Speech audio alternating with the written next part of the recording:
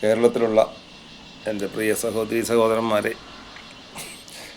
നമുക്ക് ഒരു മുഖ്യമന്ത്രിയെ കിട്ടി, നന്നായിട്ട് പ്രവർത്തിക്കും തോന്നുന്നു. ഞാനൊരു രാഷ്ട്രീയക്കാരനല്ല എന്നുള്ള കാര്യം നേരത്തെ തന്നെ പറഞ്ഞോട്ടെ.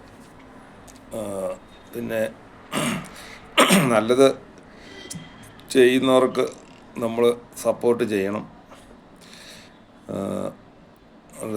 അദ്ദേഹത്തിന് വളരെ ആഗ്രഹമുണ്ടെന്ന് തോന്നുന്നു നന്നായിട്ടൊക്കെ കൊണ്ടുപോകണമെന്ന്. അഴിമതി വിരുദ്ധ ഭരണമൊക്കെ എല്ലാവരും കൂടെ കൂടുമ്പോൾ നടക്കുമെന്ന് അറിയത്തില്ല. എന്നാലും ഇപ്പോഴത്തെ കാലത്ത് ഈ ടെക്നോളജി ഇത്രയും വളർന്നതുകൊണ്ട് നമുക്ക് അഴിമതികളൊക്കെ കൂടുതലും പുറത്തു വരും, ശിക്ഷിക്കപ്പെടും. അതുകൊണ്ട് പിന്നെ നല്ലതൊക്കെ ചെയ്യാനും ഒക്കെ എല്ലാവർക്കും തോന്നട്ടെ. പിന്നെ നമുക്ക് ഒത്തിരി കടവും പ്രശ്നമൊക്കെ ആണല്ലോ. നല്ല രീതിയിലുള്ള പ്രവർത്തനങ്ങൾ വന്നു കഴിഞ്ഞാൽ ഇതൊക്കെ മാറ്റിയെടുക്കാവുന്നതേ ഉള്ളൂ. എനിക്ക് കിട്ടിയ അറിവ് വെച്ച് ഞാൻ പറയുമ്പോൾ ഇവിടെ സാമ്പത്തിക ബാധ്യതയൊക്കെ കുറേ മാറ്റാൻ പറ്റുന്ന കാര്യം ഇപ്പോൾ ഒത്തിരിയുണ്ട്. എന്നാലും ഏറ്റവും പ്രധാനപ്പെട്ടതായിട്ട് തോന്നുന്നത് നമ്മുടെ കരിമണൽ ആയിട്ട് ബന്ധപ്പെട്ട കാര്യങ്ങളൊക്കെയാണ്. ഈ റയർ എർത്ത് ആയിട്ടുള്ള ശുദ്ധീകരിക്കുന്ന സംവിധാനമൊക്കെ ആയിട്ട് ഇന്ത്യയിൽ ഇപ്പം ഉണ്ട്. അപ്പോൾ ചൈന അതിൻ്റെ മേൽക്കോയ്മയിലായിരുന്നു. പക്ഷേ നമുക്ക് ധാരാളം ഇവിടെ ഡിപ്പോസിറ്റ് ഉണ്ട്. പിന്നെ ഇവിടെ യൂസ് ചെയ്തതിൻ്റെ വേസ്റ്റ് തന്നെ നമുക്ക് ആവശ്യമുള്ള ഒത്തിരി സംഗതികൾ കിട്ടുമെന്നൊക്കെ കഴിഞ്ഞ ദിവസങ്ങളിലൊക്കെ ന്യൂസുകൾ കേട്ടായിരുന്നു. അതൊക്കെ നല്ല രീതിയിലൊക്കെ ഉപയോഗിച്ച് കഴിഞ്ഞാൽ നല്ല വരുമാനമായി മാറും. പിന്നെ ഈ പുഴകളിൽ ഒരു ഭാരതപ്പുഴയിൽ, അതുപോലെ പെരിയാർ, അതുപോലെ ഒത്തിരി പുഴകളിലെല്ലാം മണലടിഞ്ഞുകൂടി കിടക്കുക. ഇതുകൊണ്ടെന്താ ഗുണം? ആരോ പൊട്ടത്തരം പറയുന്നതാണ്. ആ മണലൊക്കെ വാരി കഴിഞ്ഞാൽ ഈ വെള്ളപ്പൊക്കമൊന്നും അത്രയും കൂടുതൽ വരത്തില്ല. ആ മണലൊക്കെ ഉപയോഗിച്ചാൽ പോരെ. അപ്പം സർക്കാരിന് അത് വലിയ വരുമാനമായി മാറും.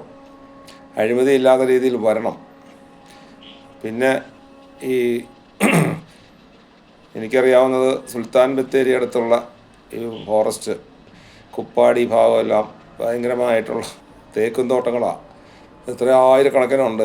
അതൊക്കെ വെറുതെ വരൾച്ച ഉണ്ടാക്കുന്നു. പിന്നെ ഈ തേക്കിൻ്റെ കീഴെ ഒത്തിരി മൃഗങ്ങൾക്ക് ആവശ്യമുള്ള തീറ്റകളൊന്നും ഉണ്ടാവില്ല. അപ്പം ഇത് ശരിക്കും വെട്ടിവിറ്റ് കാശാക്കി അവിടെ മൃഗങ്ങൾക്കൊക്കെ കിട്ടുന്ന പോലെ ഈ മുളകൾ, ഈറ്റകൾ, അങ്ങനെ ഫലവൃക്ഷങ്ങളൊക്കെ ഇഷ്ടം പോലെ വെച്ച് പിടിപ്പിക്കാവുന്നതേ ഉള്ളൂ. അപ്പോൾ തന്നെ ഒത്തിരി മാറ്റം. അതുപോലെ മറയൂർ ഒത്തിരി ചന്ദനം ഉണ്ടെന്ന് എല്ലാം കേട്ടായിരുന്നു, അനേക കോടികൾക്കുള്ളത്. അതൊക്കെ കേന്ദ്രത്തിൻ്റെ ആണെന്നൊന്നും പറഞ്ഞിട്ട് കാര്യമില്ല.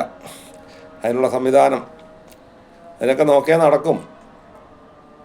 നത്തിങ് ഈസ് ഇമ്പോസിബിൾ എന്ന നെപ്പോളിയൻ പറഞ്ഞിരിക്കുന്നത്.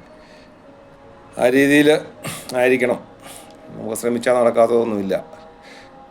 പിന്നെ ടൂറിസം മേഖലയൊക്കെയാണ് ഏറ്റവും നന്നായിട്ടുള്ളത്. വയനാട്ടിലേക്കാണെങ്കിൽ തുരങ്കപാതയുടെ കാര്യങ്ങളുണ്ട്. അപ്പോൾ അത് 4 കൊല്ലമാകും എന്നൊക്കെ പറയുന്നത് കേട്ടു. പക്ഷേ അതുകൊണ്ടൊന്നും യാതൊരു ദോഷവും പ്രകൃതിക്കൊന്നും വരുന്നില്ല. കാരണം അത് തിക്കായിട്ടുള്ള പാറയാണ്. ഇത് മറ്റേ മണ്ണിടിച്ചിലുണ്ടാവും, മറ്റേ മറിച്ചുണ്ടാവും, അതുമായിട്ടൊന്നും ഒരു ബന്ധമില്ല. കാരണം മുണ്ടക്കൈ ഉരുൾപൊട്ടി എന്ന് പറഞ്ഞാൽ ഈ പാറ വരെയുള്ള ആ സംഗതികൾ ഒത്തിരി വലിയ മഴ പെയ്യുമ്പോൾ അത് കുതിർന്നിട്ട് തള്ളിപ്പോരുന്നതാണ്.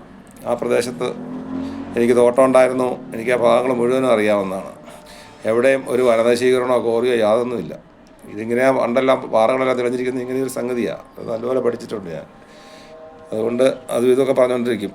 അപ്പം ഇത് ഈ പാറ തുരന്നുണ്ടാകുന്ന കാര്യത്തിന് വളരെ സ്പീഡിൽ ചെയ്യാൻ വേണ്ടിയിട്ട് ഏത് തുരങ്കമാണല്ലോ, ഇലോൺ മസ്കിൻ്റെ പരിപാടി പ്രകാരം സെർച്ച് ചെയ്താൽ നിങ്ങൾക്ക് മനസ്സിലാവും. അവരുടെ AI ബേസ്ഡ് ഉണ്ടാക്കുന്ന ദിവസം കിലോമീറ്റർ കണക്കിനാണ് മുന്നോട്ട് പോകുന്നത്. അതുപോലെയൊക്കെയുള്ള കാര്യങ്ങൾ എന്തെങ്കിലും ചെയ്യാൻ സാധിക്കുമോ എന്നുള്ളതൊക്കെ അന്വേഷിക്കേണ്ടതാണ്. ഈ ഇവിടുത്തെ കമ്പനിക്ക് കൊടുത്തു, അതിന് വരെ മാറ്റം വരുത്താൻ പറ്റുമോ എന്നൊക്കെ ഇവിടെയുള്ള മന്ത്രിമാരും എല്ലാവരും ശ്രദ്ധിക്കേണ്ടതാണ്. നമുക്കൊക്കെ ജീവിതം പെട്ടെന്ന് തീർന്നു പോകുമല്ലേ. നമ്മുടെ സന്തതി പരമ്പരകൾക്കാണല്ലോ ഇത് വരട്ടെ എന്ന് പറഞ്ഞ് നോക്കിയിരിക്കാനുള്ളതല്ലോ.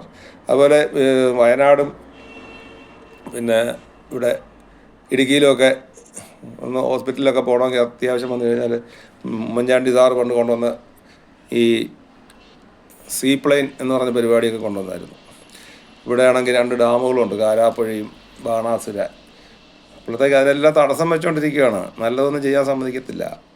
അപ്പം അങ്ങനെയുള്ള കാര്യങ്ങൾ ഉണ്ട്. അതുപോലെ തന്നെ സ്മോൾ എയർക്രാഫ്റ്റുകൾ നല്ല കുറഞ്ഞ ചിലവിൽ ചെയ്യാൻ പറ്റുന്ന വലിയ ഏരിയ ഒന്നും വേണ്ട, അങ്ങനെ എന്തെങ്കിലുമൊക്കെ സംവിധാനങ്ങൾ ഉണ്ടാക്കേണ്ടതാണ്. അതുപോലെ കർണാടകത്തിൽ നിന്നുള്ള രാത്രികാല നിരോധനം എല്ലാം ഭയങ്കര പ്രശ്നമാണ്. അപ്പം അതൊക്കെ അവിടെ കൂടുതൽ കിട്ടാൻ വേണ്ടിയിട്ടുള്ള സംഗതികളാണ്. പക്ഷേ ഇവിടെ കോൺഗ്രസ് അവിടെ ഭരിക്കുന്ന, ഇവിടെ എല്ലാം കൂടെ ആയിട്ട് ഇപ്പോൾ പിടിച്ചാൽ കിട്ടുന്നതാണ്. അവിടെ തുരങ്കമോ അല്ലെങ്കിൽ എലിവേറ്റഡ് ആയിട്ടുള്ള പാതകൾ ഏതാനും കിലോമീറ്റർ ഉള്ളൂ, എത്രയാണെന്ന് എനിക്കറിയത്തില്ല, എന്നാലും ഒരു 10-20 കിലോമീറ്ററിനുള്ളിലൊക്കെ വരുള്ളൂ. അങ്ങനെയാകുമ്പോൾ അതുമൊക്കെ പരിഹരിക്കാൻ റെയിൽവേ വേണം, വരുത്താം. അപ്പോൾ അങ്ങനെയൊക്കെയുള്ള കാര്യങ്ങൾ ഇതെല്ലാം ടോള് വകുപ്പിൽ വേറെ കമ്പനികളെല്ലാം ചെയ്ത് കൊടുക്കുമല്ലോ. അപ്പം ആ രീതിയിലൊക്കെ ചെയ്യാൻ പറ്റുന്ന കാര്യങ്ങളേ ഉള്ളൂ. നല്ല രീതിയിൽ എല്ലാവരും പ്രവർത്തിച്ച് എല്ലാവരും സപ്പോർട്ട് ചെയ്യണം. എവിടെയും കുറച്ച് കരിങ്കാലികളുണ്ടാവും, അപ്പം നല്ല മനുഷ്യർക്ക് നന്മ ചെയ്യാൻ പറ്റത്തുള്ളൂ. അപ്പം അവർക്ക് ഈ ഗവൺമെൻറ്റിന് ഗുണമുണ്ടാകരുതെന്നുള്ള രീതിയിലുള്ള ചിന്ത ഉണ്ടായെന്ന് വരും. നല്ലത് ചെയ്താൽ ആര് ചെയ്താലും നല്ലതാണെന്ന് പറയാം. അതുകൊണ്ട് എല്ലാവരും ആ രീതിയിൽ കാണണം. ജനങ്ങൾക്ക് എല്ലാവർക്കും ഉള്ള അഭിപ്രായങ്ങളും കാര്യങ്ങളും എല്ലാം പറഞ്ഞു കൊടുത്തുകൊണ്ടിരിക്കണം. ഇതുപോലെ സോഷ്യൽ മീഡിയാസെല്ലാം ഇഷ്ടം പോലെ ഉള്ള കാര്യങ്ങൾ വേണ്ടി ഒത്തിരി ദീർഘിച്ച് പോകുന്നുണ്ട്. ചെറിയ തോതിലുള്ള കാര്യങ്ങൾ, ഒത്തിരി കാര്യങ്ങളുണ്ട്, അറിവിൽപ്പെട്ടതൊക്കെ നമുക്ക് ഷെയർ ചെയ്യാം. അപ്പോൾ ആൾക്കാരിത് കാണുന്നവർ ഷെയർ ചെയ്താൽ, സബ്സ്ക്രൈബ് ചെയ്താൽ ഒത്തിരി പേരിലേക്ക് ഇത് എത്തും. ഓക്കേ.